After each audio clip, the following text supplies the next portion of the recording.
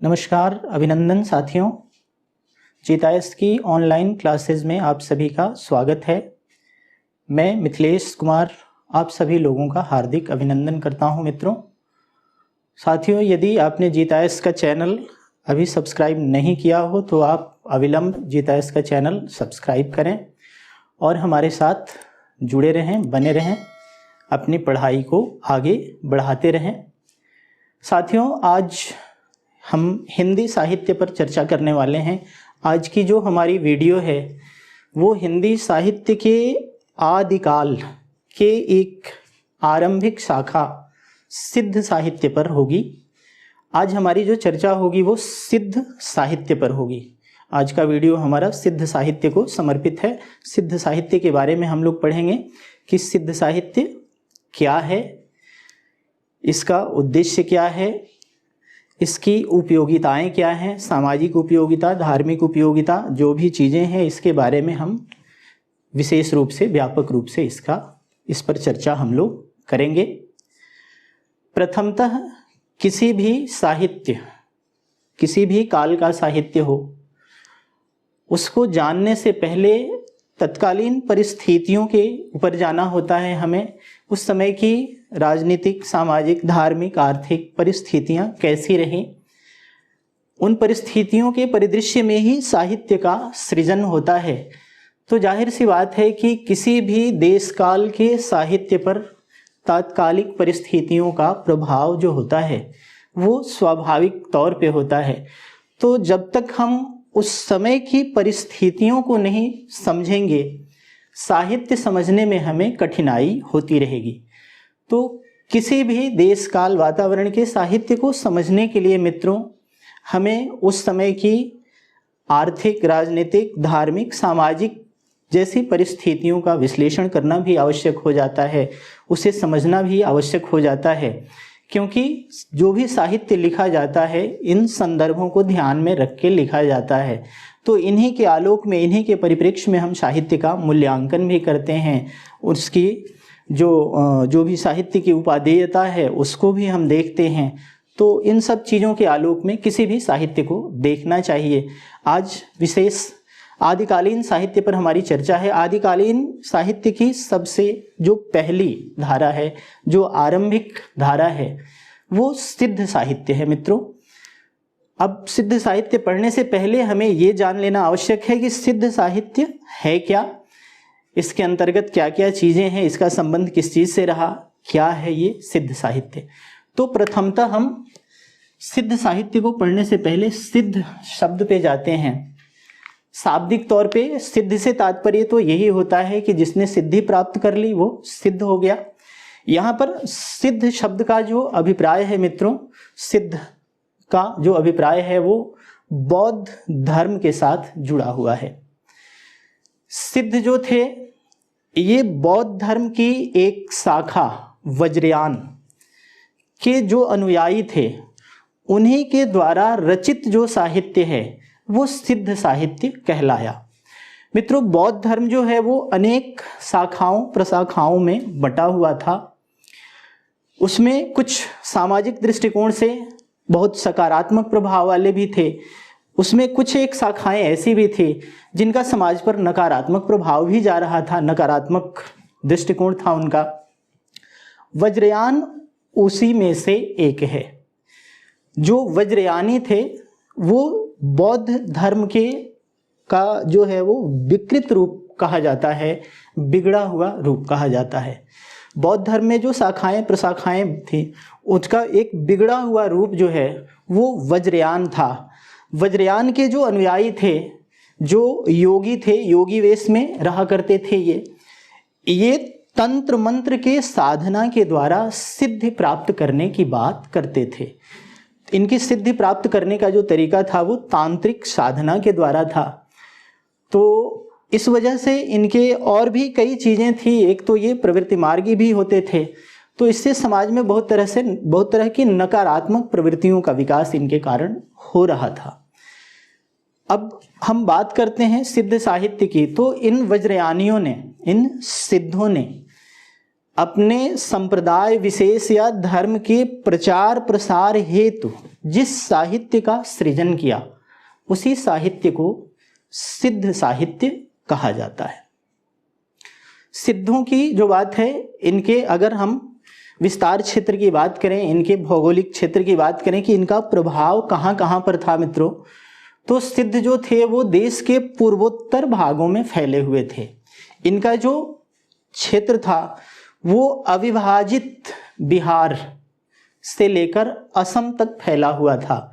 अविभाजित बिहार कहें तो बिहार, बंगाल, उड़ीसा, असम, मतलब अपने देश का जो पूर्वोत्तर क्षेत्र है उधर इनका व्यापक प्रभाव था और वहाँ के समाज में इनकी पकड़ जो थी, इनका प्रभाव जो था वो बड़ा मजबूत था और उसी क्षेत्र में ये अपने संप्रदाय का प्रचार प्रसार करते थे। अगर इनके केंद्र की बात करें तो सिद्धों का जो मुख्य केंद्र रहा, जहाँ पर ये कहीं से घूम फिर के आके जहाँ पर ये रहते थे, बिहार के दो विद्यापीठ, दो प्राचीनतम जो शिक्षा के बड़े केंद्र थे बिहार में अवस्थित, एक तो नालंदा विद्यापीठ, नालंदा विश्वविद्यालय के नाम से जाना जाता है, वो इनका केंद्र था। दूसरा जो इनका केंद्र था वो था विक्रमशिला विश्वविद्यालय के नाम से जाना जाता है भागलपुर में। ये दोनों ही स्थान मित्रों बिहार में अवस्थित हैं।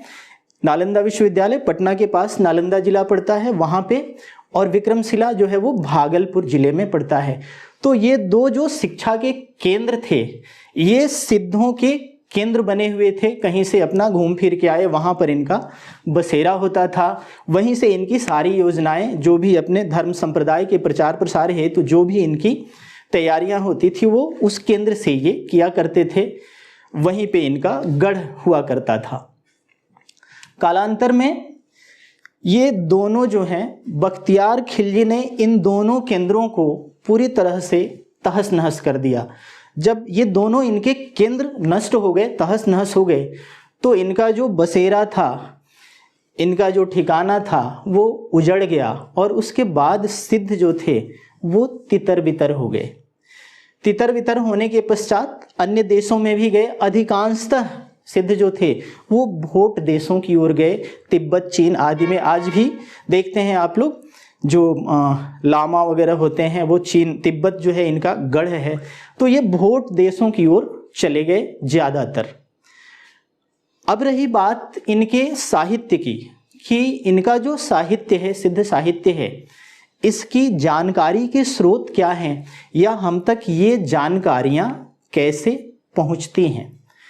तो जानकारी के स्रोत की यदि हम बात करें तो सिद्ध साहित्य के जानकारी का जो सबसे प्रामाणिक जरिया है, जिनके द्वारा सिद्ध साहित्य के बारे में हम इतना व्यापक रूप से विस्तार से जो हम जान पाए हैं, वो व्यक्ति हैं राहुल सांकृत्यायन। आप लोगों ने नाम सुना होगा मित्रों पंडित राहुल सांकृत्यायन का।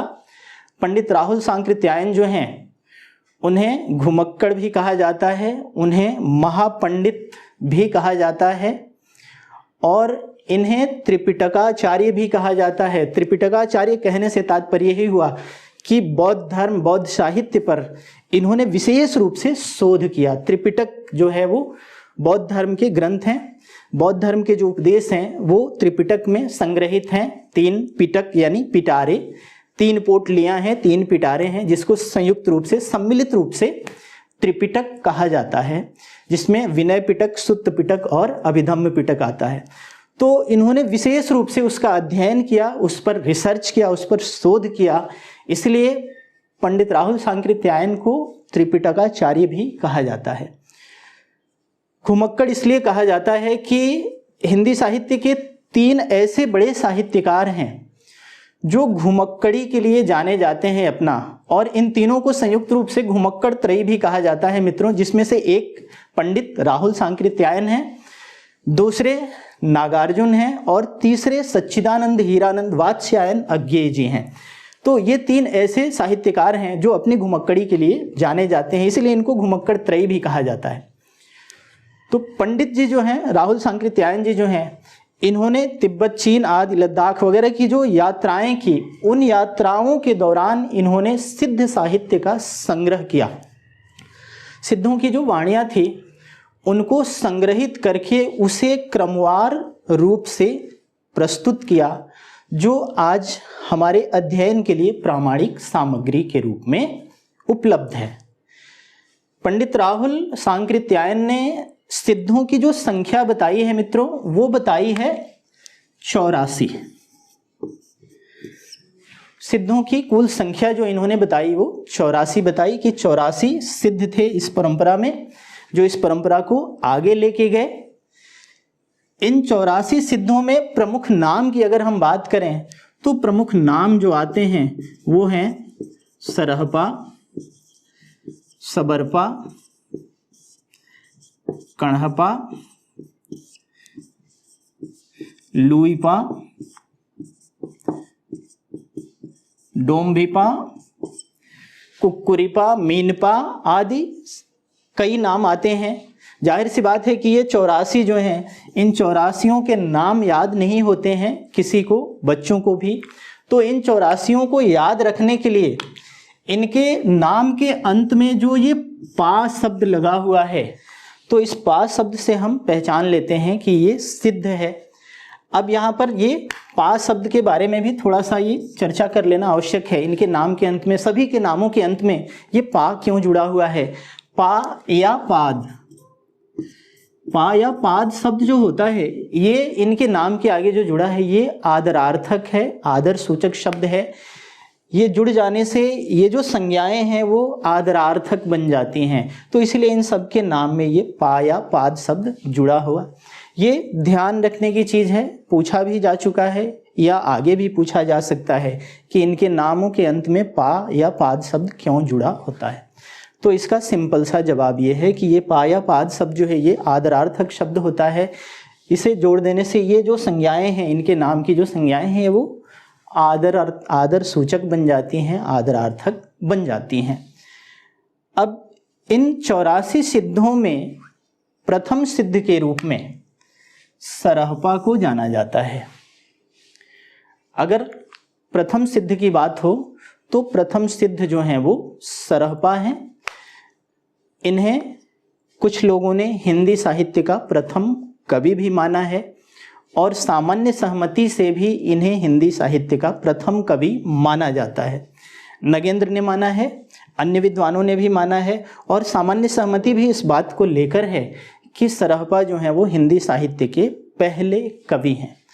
तो प्रथम सिद्ध, वैसे ये सरोज ब्रज के नाम से भी जाने जाते हैं, सरहपा के नाम से भी जाने जाते हैं। सिद्ध साहित्य में इनका सर्वाधिक महत्व दिया जाता है। एक तो ये है कि ये बड़े कवि हैं, दूसरा ये है कि ये प्रथम सिद्ध हैं। दूसरी चीज, प्रथम तो ये हो गए, अंतिम सिद्ध की जो बात की जाती है, अंतिम सिद्ध जो हैं वो मत्स्येंद्रनाथ, मच्छेंद्रपा या मत्स्येंद्रपा अंतिम सिद्ध थे, जो आगे चल करके नाथ परंपरा में चले जाते हैं, लेकिन वो सिद्ध थे, अंतिम सिद्ध थे। तो यदि ऐसा पूछा जाए कि अंतिम सिद्ध कौन, तो वो मत्स्येंद्रपा है या मच्छेंद्रपा है। तत्समय उच्चारण करेंगे तो मत्स्येंद्र कहेंगे, तद्भव उच्चारण करेंगे तो आप मच्छेंद्र कहेंगे, पा शब्द जोड़ के। तो अंतिम सिद्ध मत्स्येंद्र और प्रथम सिद्ध सरहपा। सिद्धों में जो सर्वाधिक प्रतिष्ठित, इन 84 सिद्धों में सबसे ज्यादा जो प्रतिष्ठा मिली हुई थी वो लुईपा को मिली हुई थी। लुईपा बड़े सम्मानित थे, बड़े प्रतिष्ठित थे, क्योंकि उनका आचरण जो था वो बड़ा ही सहज सरल और अत्यंत सुविचारित व्यक्ति थे। उनके विचार भी बड़े उत्तम थे। तो इस वजह से 84 के 84 सिद्धों में सर्वाधिक प्रतिष्ठा प्राप्त अगर पूछा जाए कि कौन है, तो निर्विवाद रूप से, निस्संदेह रूप से वो लुईपा ही ठहरते हैं। अब बात आती है इनकी रचनाओं की। तो मित्रों, सिद्धों की अब तक 14 सिद्धों की रचनाएं प्राप्त हो चुकी हैं। जो पूरी की पूरी रचनाएं जो हैं वो दोहा कोश या चर्या पद के रूप में संग्रहित हैं। दोहा कोश या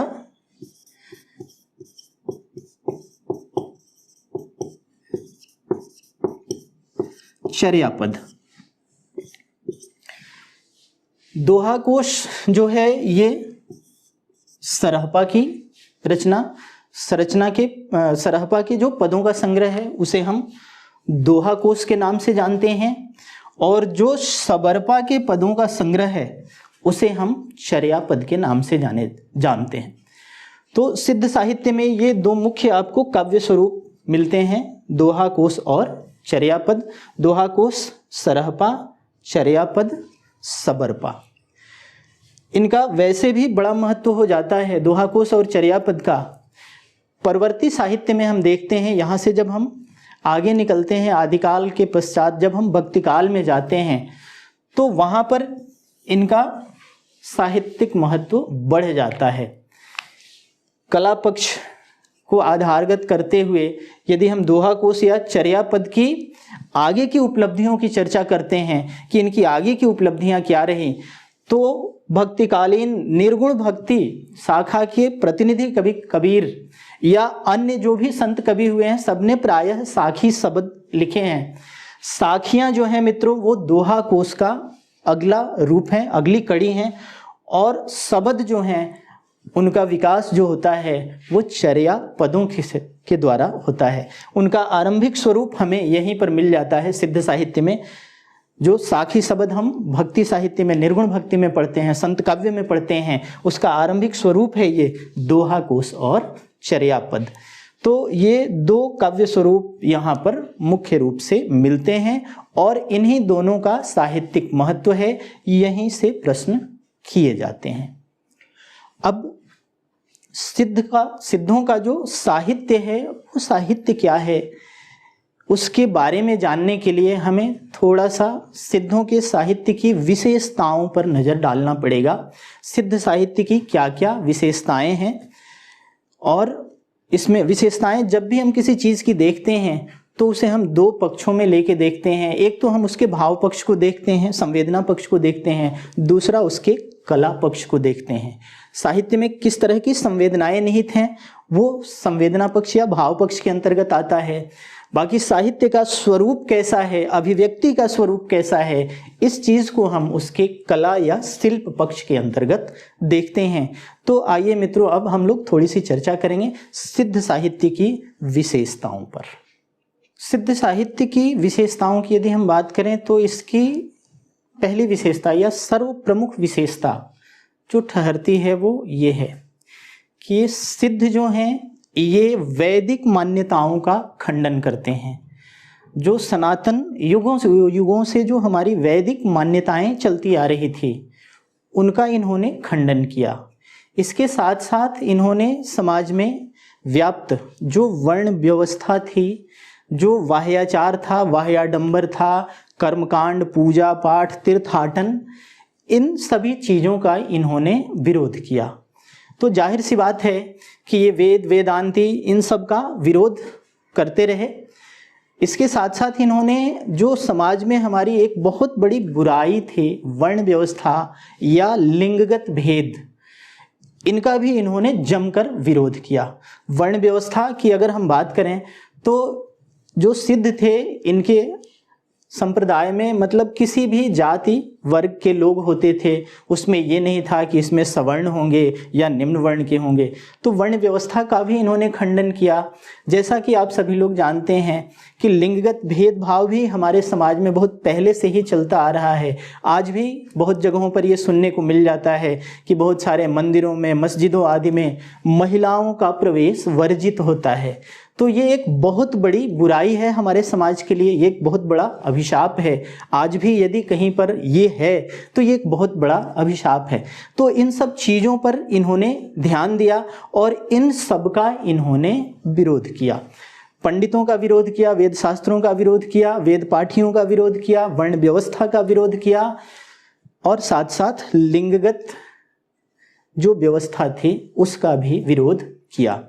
ऐसा हम कुछ पंक्तियों के आधार पर देख सकते हैं जो इनके पद हैं सरहपा के या सबरपा के। तो इनके पदों के आधार पर भी हम इस चीज़ को देख सकते हैं कि इन्होंने किस तरह से वर्ण व्यवस्था का विरोध किया या वेद शास्त्रों का विरोध किया। इनकी मान्यताओं के लिए अगर हम इन पंक्तियों पर विचार करें, सरहपा का एक पद है कि पंडिय सअल सत्य बखाणई देह ही बुद्ध बसंत न जानई। पंडिय सअल सत्य बखाणई देह ही बुद्ध बसंत न जानई। इससे तात्पर्य है कि पंडित लोग यानी विद्वजन सभी सत्यों का बखान तो करते हैं कि सत्य ऐसा है, सत्य ऐसा है, सत्य के स्वरूप के बारे में ढेर सारे ज्ञान देते हैं लोगों को, लेकिन देह मनुष्य के अंदर ही, आत्मा के अंदर ही परमात्मा का वास है, जीवात्मा के अंदर ही ब्रह्म का वास है। इस भेद को वे नहीं जान पाते, ऐसा सरहपा कह रहे हैं। तो जाहिर सी बात है कि यहाँ पर जो विद्वजन थे, जो वेद पाठी थे, जो पंडित थे, उनका विरोध कर रहे हैं सरहपा, उन्हें अज्ञानी करार दे रहे हैं कि जीवात्मा के अंदर ही परमात्मा, उसको ये नहीं जान पाते और अपने आप को पंडित कहते हैं, लोगों को ज्ञान देते हैं। आप दूसरे पद पर भी एक ध्यान दें, कण्हपा का एक पद है कि आगम बेय पुणेहि पंडियमाण बहंती पक्क सिरिफले अलिय जिमी बाहेरीय भमंती। मतलब आगम बेय पुणेहि पंडियमाण बहंती, ये विद्वजन जो हैं, ये पंडित जी जो हैं, ये अपने कंधे पर आगम, वेद, पुराण, इन सब का गट्ठर ढोते रहते हैं, लेकिन उसमें निहित मर्म को, उसमें निहित तात्पर्य को नहीं जान पाते। उन वेद पुराणों में जो सत्य निहित है उसे नहीं जान पाते। उनकी स्थिति ठीक वैसी है, उसी प्रकार है जैसे कि पके हुए बेल के फल के चारों ओर भ्रमर जो है वो गुंजार करते रहता है, भ्रमण करते रहता है, लेकिन उस बेल का रसास्वादन नहीं कर पाता, क्योंकि उसकी कवच जो होती है, उसका बाहरी आवरण जो होता है वो कठोर होता है, उसका भेदन नहीं हो पाता। ठीक उसी प्रकार ये पंडित जो हैं, ये तत्व ज्ञान को नहीं जान पाते हैं, सिर्फ अपने सिर पर, अपने कंधे पर वेद पुराण का गट्ठर ढोते रहते हैं, लेकिन उसमें निहित मर्म को, उसमें निहित सत्य को नहीं जान पाते। तो जाहिर सी बात है, इन पदों से स्पष्ट है, आप समझ गए होंगे कि ये जो पंडित थे, वेद पाठी थे, वेद पुराणों के प्रचारक थे, जो सनातन धर्म था उसका विरोध इन्होंने किया, उसका खंडन इन्होंने किया। अब हम बात करेंगे इसकी अगली विशेषता पर। सिद्ध साहित्य की अगली विशेषता क्या है? तो इसकी अगली विशेषता, यदि इनकी अपनी जो साधना पद्धति की हम बात करें, तो ये अपनी साधना पद्धति में काया योग से तात्पर्य शरीर को यौगिक क्रियाओं के द्वारा साध लेना, सहज शून्य की साधना आदि की बात करते हैं। ये सहज शून्य जो है, वो शून्य की साधना जो है, शून्यवाद जो है, ये बौद्ध धर्म का एक बहुत बड़ा एक सिद्धांत है। शून्यवाद से तात्पर्य यही होता है कि अपने मन को एकाग्र करते हुए, यौगिक क्रिया के द्वारा अपने चित्त को एकाग्र करते हुए, चित्त को ऐसी अवस्था में लेकर चले जाना जहाँ पर किसी भी बाह्य कारक का, किसी भी बाहरी चीज़ का कोई प्रभाव न पड़े। मतलब बिल्कुल समाधि की अवस्था में चले जाना, अपने आप को, अपने मन को ऐसी अवस्था में लेकर जाना। तो ये शून्यवाद की बात करते हैं, शून्यवाद को अपनाने की बात करते हैं कि हमें सहज शून्य की साधना करनी चाहिए। इसे आइए हम एक पद के द्वारा इसको स्पष्ट करते हैं। सहज शून्य की अवधारणा मित्रों सरहपा के इस पद से स्पष्ट हो जाती है। सरहपा का एक पद है कि जहिमण पवण न संचरई रबिससिणाह पवेश। जहिमण पवण न संचरई रबिससिणाह पवेश, ताही बट चित्त विषाम करु सरहे कहेउ उवेश। मतलब ये हुआ कि जहाँ पर पवन का भी संचार न हो, जहाँ हवा भी प्रवेश न कर सके, जहाँ पर सूर्य और चंद्रमा भी प्रवेश नहीं कर सके, ऐसी अवस्था में अपने चित्त को ले जाकर, अपने मन को ले जाकर विश्राम की अवस्था में छोड़ दीजिए। ऐसा सरहपा का उपदेश है। तो सरहपा ये कहते हैं कि अपने आप को शून्य की अवस्था में लेके जाओ, वहाँ जाकर के आप एकाग्र होंगे, उस एकाग्र की अवस्था में आपका ब्रह्म से, ईश्वर से साक्षात्कार होगा। अब ये तो रही इनके साधना की बात। इनकी साधना पद्धति में और भी कई सारी चीज़ें आती हैं जो सामाजिक दृष्टिकोण से नकारात्मक प्रभाव लिए हुए थी। पहली चीज़ तो ये थी कि ये तंत्र मंत्र की साधना के द्वारा सिद्धि प्राप्त करना चाहते थे। तंत्र मंत्र के द्वारा अनुष्ठान करके ये सिद्धियों को प्राप्त करते थे या सिद्धियों को प्राप्त करने की बात करते थे। उस तंत्र साधना से पहले इनके लिए दो चीज़ें जो समाज में सबसे बड़ी बुराई के रूप में देखी जाती हैं मित्रों, उनका उपभोग करना परम आवश्यक था। तभी तांत्रिक अनुष्ठान शुरू होते थे।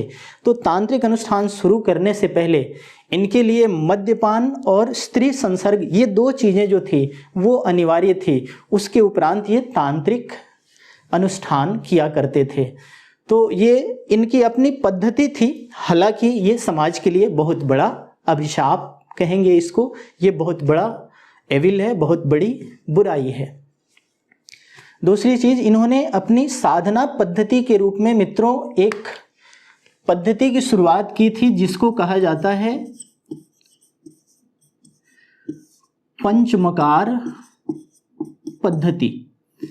ये पंचमकार पद्धति जो है इसमें 5 म हैं।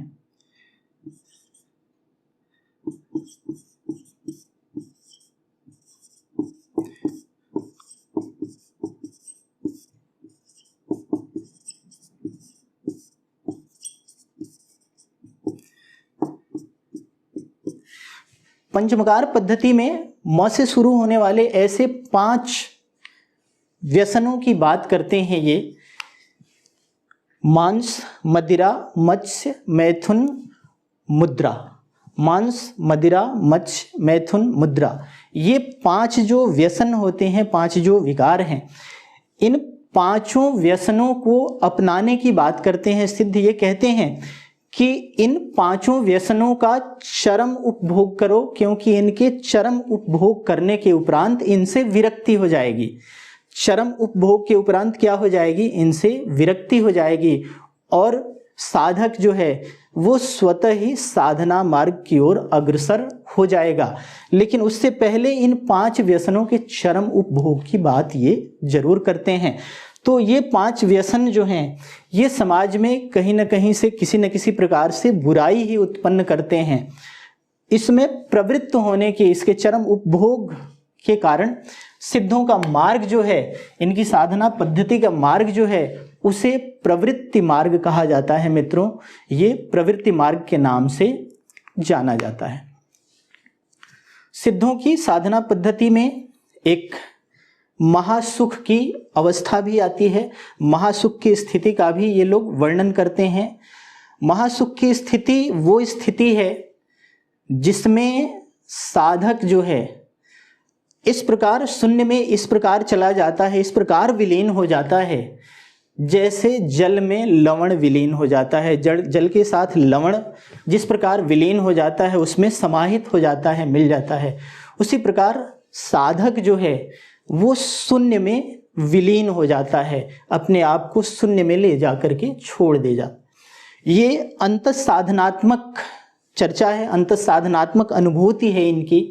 तो अंतःसाधनात्मक अनुभूतियों की अभिव्यक्ति के लिए इन्होंने प्रतीकात्मक शैली का प्रयोग किया है। प्रतीक के रूप में अपनी अंतःसाधनात्मक जो इनकी अनुभूतियां हैं, जो इनके फीलिंग्स हैं, उसको व्यक्त करते हैं। तो इसके लिए इन्होंने जो प्रतीक निर्धारित किया वो युगनद्ध कहा जाता है। उसको क्या कहते हैं मित्रों? युगनद्ध।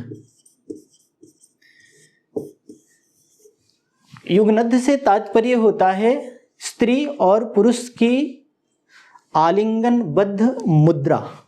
तो स्त्री और पुरुष की आलिंगनबद्ध मुद्रा को ये इसके प्रतीक के रूप में लेते हैं।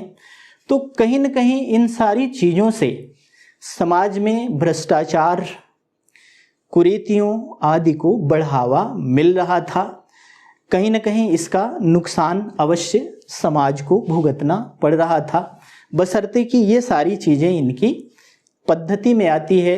इन्हीं पद्धतियों के माध्यम से ये साधना किया करते थे। इनकी साधना पद्धति में एक और चीज़ ध्यान देने योग्य है, महामुद्रा।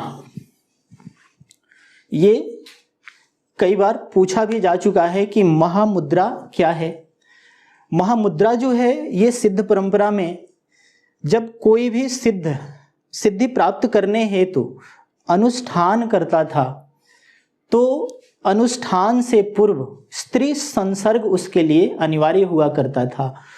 उसी को ये लोग महामुद्रा कहते थे, महामुद्रा के नाम से जाना जाता था। तो ये कई बार पूछा जा चुका है मित्रों कि महामुद्रा क्या है, या महासुख की स्थिति क्या है, या पंचमकार पद्धति क्या है। तो सिद्ध साहित्य में इन सारी चीज़ों को अगर आप इसको तथ्यगत स्तर पर देखेंगे तो यहाँ पर मैं कुछ तथ्यों की चर्चा आप लोगों के समक्ष कर देना चाहता हूँ, जो आप लोगों के परीक्षा के दृष्टिकोण से आवश्यक होते हैं, अनिवार्य होते हैं।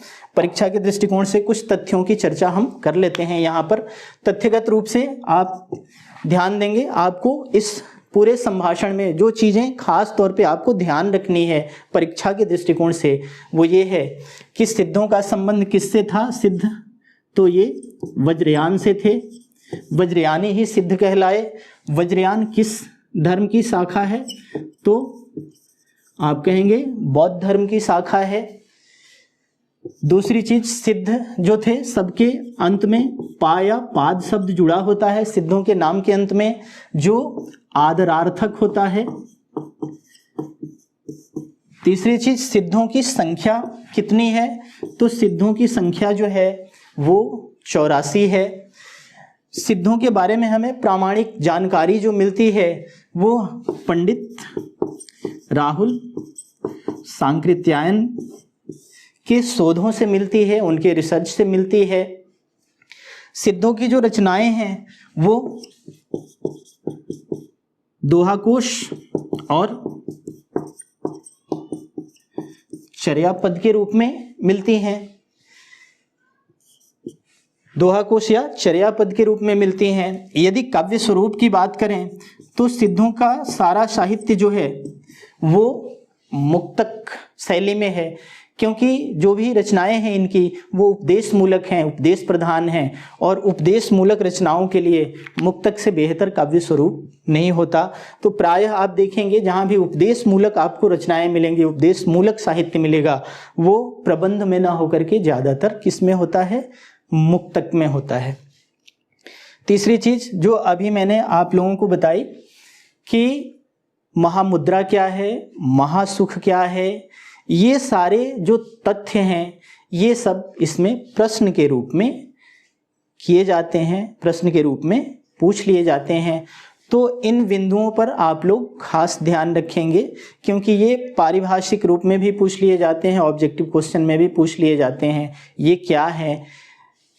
दूसरी चीज़ यहाँ पर अगर हम शिल्प की बात करें तो सिद्ध साहित्य का जो शिल्प पक्ष है, शिल्प पक्ष नगण्य ही कहेंगे, क्योंकि ये प्रतिबद्ध कवि तो थे नहीं। इनका उद्देश्य कविता करना न हो करके अपने संप्रदाय या धर्म का प्रचार प्रसार करना था। तो जाहिर सी बात है कि प्रयोजन के हिसाब से काव्य की सृष्टि होती है, काव्य का सृजन होता है। और ये दौर भी उतना परिपक्व दौर नहीं था हिंदी के लिए, हिंदी का ये आरंभिक दौर है।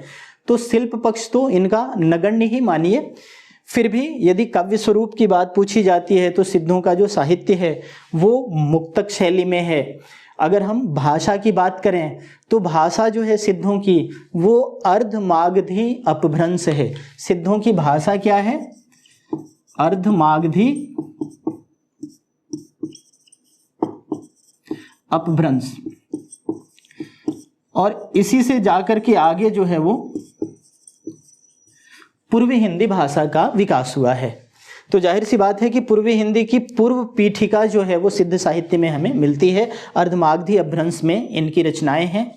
दूसरी खास चीज इनके शिल्प के बारे में कि ये जो थे ये अपनी अंतः साधनात्मक अनुभूतियों की अभिव्यक्ति के लिए एक प्रतीकात्मक भाषा शैली का प्रयोग करते थे। बिना प्रतीकों के अंतः साधनात्मक अनुभूतियों की अभिव्यक्ति संभव नहीं है, तो इसलिए ये प्रतीकात्मक भाषा शैली का प्रयोग करते थे, जिसे हम जानते हैं संध्या भाषा कहें या संध्या भाषा कहें।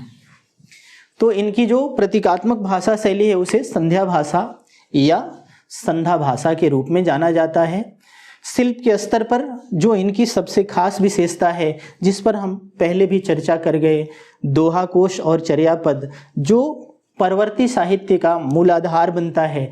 आपने देखा होगा पूरा का पूरा भक्ति साहित्य जो है उसमें छंद के स्तर पर दोहा चौपाई ही ज़्यादातर मिलते हैं और उन्हीं की लोकप्रियता पूरे भक्ति साहित्य में रही है। और भक्ति साहित्य जो है वो हमारे पूरे हिंदी साहित्य का स्वर्ण युग है, गोल्डन एरा है। तो जाहिर सी बात है कि वहाँ के साहित्य का, वहाँ के छंद का, वहाँ के काव्य स्वरूप का, हर चीज़ का महत्व बनता है। तो उसकी पूर्व पीठिका यहाँ तैयार हो चुकी है। यहाँ से दोहा कोश और चर्यापद से ही वहाँ पर जाकर के विकास होता है, चाहे वो साखी हो, चाहे वो कबीर के शब्द हों या अन्य संत कवियों के शब्द हों। तो शिल्प के स्तर पर भी हम देखते हैं कि इन्होंने दोहा, चौपाई, पद्धरी जैसे छंदों का प्रयोग, सुंदर प्रयोग इन्होंने किया है। अब जो सिद्ध साहित्य है इसको हम कंक्लूड करके देखते हैं। किसी भी साहित्य को एक बार सामाजिक पैरामीटर पर, सामाजिक मानकों पर रख के भी देखना चाहिए कि साहित्य की सकारात्मक विशेषताएं क्या हैं और इसकी नकारात्मक विशेषताएं क्या हैं। तो यदि हम चर्चा करें इसकी सकारात्मक, इस साहित्य की सकारात्मक विशेषताओं की, तो यहाँ पर कई सकारात्मक पक्ष हमें दिखाई देते हैं। सकारात्मक पक्ष में सबसे पहली चीज़ तो ये है कि इन्होंने बाह्याडंबर का विरोध किया, इन्होंने वर्ण व्यवस्था का विरोध किया, इन्होंने लिंग व्यवस्था का विरोध किया। तो ये जो वर्ण व्यवस्था, लिंग भेद या बाह्याडंबर, ये जो पूजा पाठ के नाम पर जो लोग ठगे जाते थे, इन सब चीज़ों का इन्होंने विरोध किया, जो एक सकारात्मक पहलू है सिद्धों का। अब यदि हम नकारात्मक पहलू की बात करें तो नकारात्मक पहलू स्पष्ट नजर आता है कि ये तांत्रिक अनुष्ठानों के द्वारा सिद्धि प्राप्त करते हैं, तंत्र मंत्र की बात करते हैं। तो जाहिर सी बात है कि इसके द्वारा हमारे समाज में एक अंधविश्वास जो है वो परवान चढ़ेगा, अंधविश्वास को बढ़ावा मिलेगा। तो पहला नकारात्मक पहलू तो यही दिखता है कि इनकी वजह से समाज में नकारात्मक एक चीज़ आई, जो ये अंधविश्वास को बढ़ावा मिला। दूसरी चीज़, ये जो प्रवृत्ति मार्ग को अपनाते हैं, इस प्रवृत्ति मार्ग के कारण समाज में भ्रष्टाचार जो है वो बढ़ गया था, भ्रष्टाचार को बढ़ावा मिल रहा था, क्योंकि ये स्वयं ही मद्यपान, महिला संसर्ग आदि की को बढ़ावा देते थे। बढ़ावा ही नहीं देते थे बल्कि इनकी साधना का वो हिस्सा हुआ करता था।